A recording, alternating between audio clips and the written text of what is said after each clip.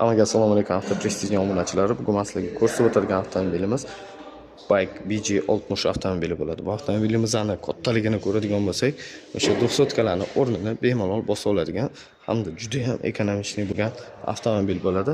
Xo'p do'stlar, ko'rib turgan avtomobilingizni hozir bizda наличиеda qora rasvetkasi hamda seriya rasvetkalardan ham bor. Bu avtomobilimizni balandligi va haybati juda ham katta. Balonlarga ham beramiz do'stlar, juda ham katta, hamda diskalari ham takoy o'ziga yarashib turadigan avtomobil.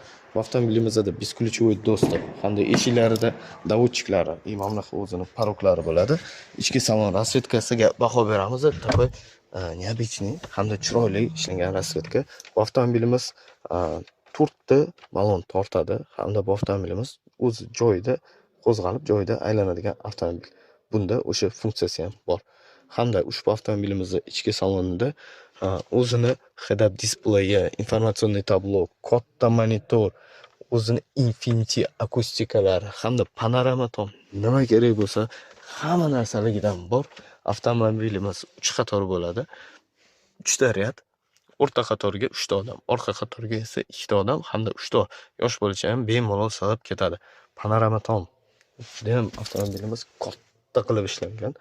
Bu avtomobilimizda o'zini bunaqa ko'p barlari bo'ladi. Klimat kontrol ham bunaqa orqadan ham boshqarilaveradi.